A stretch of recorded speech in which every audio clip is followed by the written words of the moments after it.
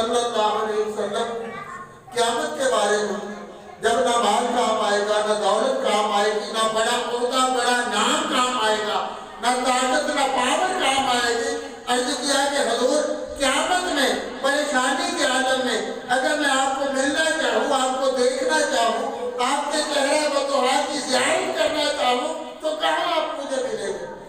حضور نے ارشاد فرمایا کہ میدان عدل پر آ جانا، جہاں نیکیاں اور بدیاں تولی جا رہی ہوں گی، وہاں حضور کیا کریں گے؟ میرے جن غلاموں کی نیکیاں کم ہوگی میں ان کی نیکیاں پورا کرتا ہوا ملوں گا۔ سبحان اللہ۔ عرض کرتے ہیں کہ یا رسول اللہ اگر وہاں ملاقات نہ ہوئی تو پھر کیا کروں؟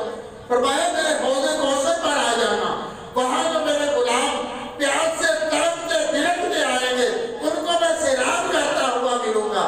عرض کرتے ہیں کہ حضور اگر وہاں بھی ملاقات نہ ہوئی تو پھر کیا کروں؟ فرمایا پھر آخری مرحلہ، آخری سخت مرحلہ کوئی صراط کا ہے، وہاں جانا۔ حضور وہاں کیا کرتے ہوں گے؟ فرمایا جبرائیل پر بچھائے ہوں گے، میرے امت بھی گزر رہے ہوں گے، میں رب کی بارگاہ میں التجا کرتا ملوں گا کہ مالک و مولا میری امت کو پار لگا دے، میری امت کا بیڑا پار کر دے، یہ درود و سلام پڑھنے والوں کو گزار دے، نچے نالانے پاک کا تاج رکھنے والوں کو گزار دے۔ تو غور کرو اللہ کے بندو، جس ہستی نے ہمارے دنیا میں بھی کام آنا ہے، قبر میں بھی کام آنا ہے، حوض کوثر پر بھی انہوں نے جام دلانا ہے، پرسرات سے بھی انہوں نے پار گزارنا ہے، تو پھر کیوں نہ ان کا ذکر خیر کرتے ہوئے ان سے جا ملے؟ سبحان اللہ۔ کیوں نہ اپنی زندگی کا مقصد ہی ان کا ذکر خیر بنا لے؟